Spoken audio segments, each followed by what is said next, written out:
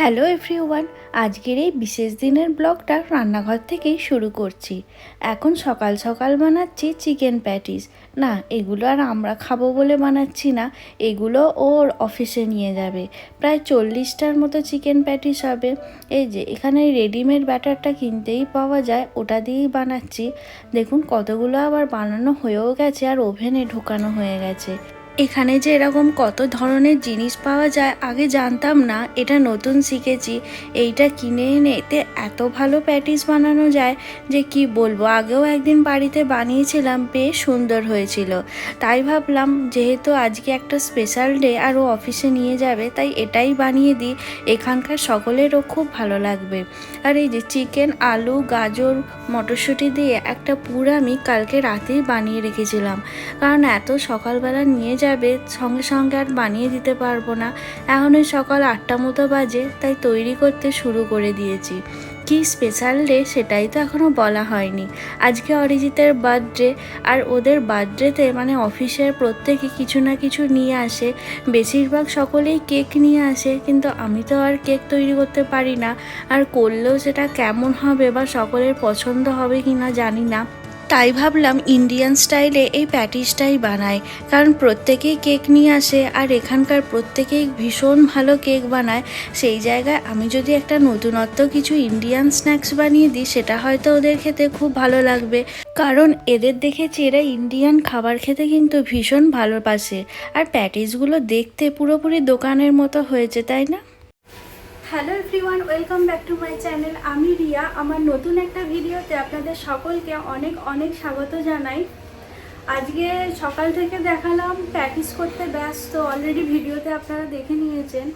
আর আজকে সোমবার 12 আগস্ট, আজকে অরিজিতের বার্থডে। স্পেশাল দিন, যদিও ছোটোখাটো করেই পালন করা হবে, সেরকম হয়তো কিছু হবে না। ও ওই প্যাটিসগুলো অফিসে নিয়ে যাবে। অফিসে এরকম যে যার বার্থডেতে সবাই সবাইকে ট্রিট দেয়, সেই হিসাবে এরা তো প্রত্যেকেই কেক করে আনে। আমি ভাবলাম প্রত্যেকেই কেক করে আনে, আর কেক সত্যি কথা বলতে অতটা ভালো হয়তো পারবও না, তাই জন্য যে প্যাটিসটাই হয়তো ওদের বেশি ভালো লাগবে, তাই জন্য ওটা চেষ্টা করলাম।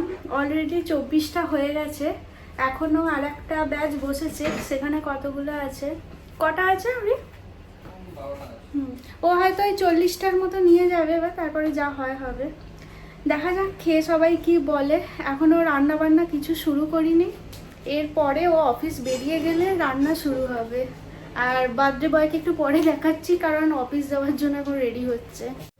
এই যে বার্থডে বয় রেডি, নতুন জামা পরে ফেলেছে জন্মদিনের দিনে, আর আমি ঘেমে চান করে গেছি অলরেডি। এখানে আজকে এত গরম কি বলবো, মানে এত ঘাম দিচ্ছে। সাধারণত এত গরম এখানে থাকে না, কিন্তু লাস্ট দুদিন প্রচণ্ড গরম হচ্ছে।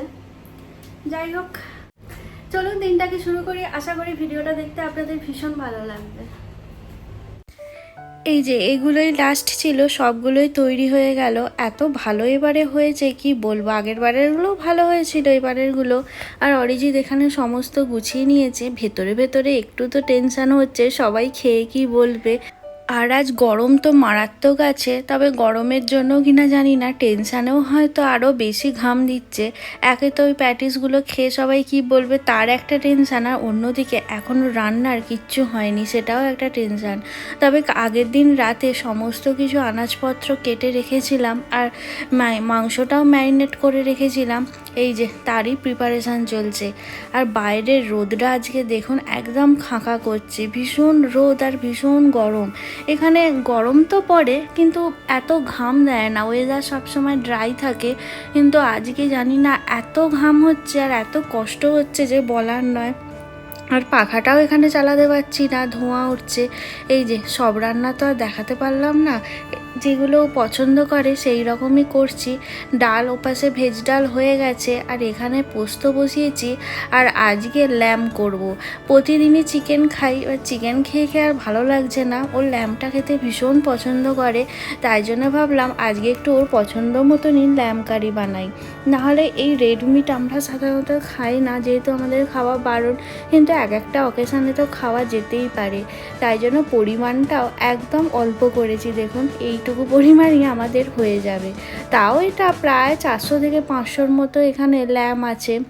ল্যাম্ব খেতে কিন্তু আমার মটনের থেকেও বেশি ভালো লাগে, কারণ মটনের থেকে অনেক নরম হয়, মানে এমনি কড়াতেই রান্না হয়ে যায়, প্রেসার কুকারে হয়তো না দিলেও হবে, আর যদি তাড়া থাকে প্রেসার কুকারে দিলেও ওই 3টে মাত্র সিটি দিলেই একদম পুরো মাংসটা গলে যায়, তাই জন্যই আরও ভালো লাগে। আর এখানকার মটন ভীষণ শক্ত হয়, একবার তো মটন করতে গিয়ে 15 থেকে 20টা সিটি দিয়েছি প্রেসার কুকারে, তাও মটন সেদ্ধ হয়নি। সেই জন্য আর মটন রান্নাই করি না, করলে একটু ল্যামই করি। আর এপাশে একটু ভাবলাম 5 রকম ভাজার মধ্যে একটু মাছের চপও বানাবো। এই মাছের ফিলেগুলো এখানকারই কোনো সামুদ্রিক মাছ হবে, আমি ঠিক নামটা জানি না, তবে খেতে ভালো, অনেকটা আমাদের ওখানে এসে ভেটকি মাছের মতনই খেতে। তাই জন্য এতে একটু অল্প করে আলু দিয়ে আর লেবুর রস, পেঁয়াজ, আদা রসুন বাটা আর সমস্ত গুঁড়ো মশলা দিয়ে একটা ভাবলাম চপের মতো বানিয়ে নিই। একবার এই মাছের ফিলেটা দিয়ে মানে ফিশ কাটলেটও বানিয়েছিলাম, তখন খেতে পুরোপুরি ভেটকি মাছের মতো লাগছিল। আজকে কেমন হবে জানি না, আশা করি ভালোই হবে, কিন্তু আজকে আর কাটলেট করার মতো সময় নেই, একই সব রান্না করতে করতে অনেকটাই দেরি হয়ে গেছে। খুব একটা বেশি রান্না যদিও নয়, তাও আর কি একা হাতে সব কিছু, ও থাকলেও অনেকটা হেল্প করে, কিন্তু আজকে তোকে অফিস যেতেই হবে, সোমবার ছুটি পাইনি, তাই একা যতটুকু পারলাম সেটাই করেছিলাম। আর বেশি রান্না করেই বা কী হবে, এত রান্না তো আর একদিনে খাওয়া যাবে না, সেই অনেক দিন ধরে খেতে হবে ফ্রিজে জমিয়ে রেখে রেখে, তাই জন্য সব কিছুই অল্প অল্প করেছি। আর ওখানে একটু ওই চিংড়ি মাছ ভাপা করেছিলাম, আমার কাছে এখনও টিফিন বক্স নেই, তাই বাটি করেই ভাপাটা বসিয়ে দিয়েছিলাম, দেখলাম বাটিতে বেশ ভালো হয়েও গেছে। আর এপাশে 5 রকম ভাজার মধ্যে শুধু এই মাছের চপটা হলে হয়ে যাবে, আর এপাশে ভাত, আর ওপাশে ল্যাম্ব কারিটা তো ফুটছেই। আমিও ফ্রেশ হয়ে নিয়েছি, আর ও চলে এসেছে, ও এখন স্নান করছে, এবার ওর খাবারটা বাড়বো। এখানে পেছনে সমস্ত কিছু রেডি, এখানে আমার টেবিল গোছানো কমপ্লিট, আর পায়েস আর চাটনিটা কালকে করে রেখেছিলাম, না হলে আজকে করা আমার একার পক্ষে পসিবল হতো না, তাই কাল করে রেখেছিলাম। একেবারে খাবার থালাটা সাজিয়ে আবার দেখা হচ্ছে। সকাল থেকে এই জায়গাটার যা অবস্থা হয়েছিল, ভাবলাম জন্মদিনের দিনে আর এরকম একটা জায়গায় খেতে দেবো, তাই স্নান করার আগে পুরো সব কিছু গুছিয়ে একদম পরিষ্কার করে দিয়েছি। আমার নিজেরই কেমন অস্বস্তি লাগছিল, ভেবেছিলাম হয়তো সব কিছু করতে বিকাল 4টে বেজে যাবে, কিন্তু এখন দেখলাম এই সবে 2:15 বাজে, তাই তাড়াতাড়ির মধ্যে সব কিছু কমপ্লিট করে ফেলতে পেরেছি। আর এই যে থালা মোটামুটি সাজিয়ে দিয়েছি, এখনও কিছু দেওয়া বাকি, সব দেয়া হলে তারপর আপনাদের দেখাচ্ছি। এই যে বার্থডে বয় একদম স্নান টান করে রেডি, বসুন। আর এখানে খাবার ওনার সাজানো হয়ে গেছে। আচ্ছা, তার আগে প্যাটিসের ফিডব্যাকটা বলো। প্যারিসটা অসাধারণ হয়েছে, অসাধারণ হয়েছে। কি বললো সবাই? সবাই তো মানে কি করবে, লিমিটেড আছে না, মানে সবার জন্য নিয়ে যাওয়া হয়েছে, এবারে মানে সবাই বলছে যে মিনিমাম 5-6টা করে খেলে হয় আর কি। তাহলে সবার কুলো হয় না তো, 40টা তো পাঠানো হয়েছে। সবাই কি আমি জানি না কি করবে, তারা শুধু বলে যাচ্ছে, মানে কি বলতেই পারছে না, বলছে যে টু গুড টু গুড। ঝাল লাগেনি তো? ঝাল লাগেনি। যাই হোক, এই যে সাজিয়ে দিয়েছি, পরপর বলো কি আছে।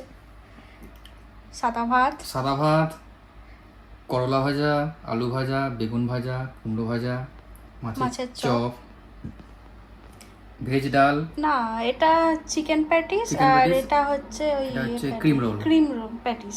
Cream patties. হ্যাঁ, এটা ভেজ ডাল, এটা হচ্ছে বিনস আলু পোস্ত, এটা চিংড়ি ভাপা, এটা হচ্ছে ল্যাম্ব কারি, মানে এখানে তো আর মটন পাওয়া যায় না, ল্যাম্ব, এটা চাটনি, পাঁপড়, এটা হচ্ছে একটা পালাদা পায়েস, সাউথ ইন্ডিয়ান একটা স্টাইলের পায়েস, দই, স্যালাড, কোল্ড ড্রিঙ্কস, ওয়াটার।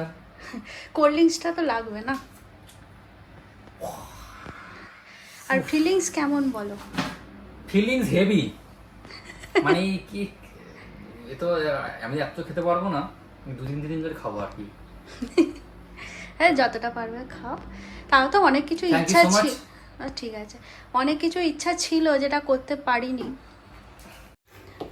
আরও অনেক কিছু ইচ্ছা ছিল করতে পারিনি। একটু ফ্রাইড রাইস করার ইচ্ছা ছিল, কিন্তু সত্যি কথা বলতে সময়ও কুলোবে না, আর যেহেতু পরের সপ্তাহে একটা বড় কনফারেন্স আছে, দুজনেই যাব, মানে ওর কনফারেন্স, আমি সাথে যাব, তাই জন্য ও চাইছিল না কোনো রকম রিচ খাবার খেতে, তাই পুরোপুরি বাঙালি আইটেম যতটা পেরেছি করে দিয়েছি। এবার দেখা যাক আমার বার্থডেতে ও কি করে।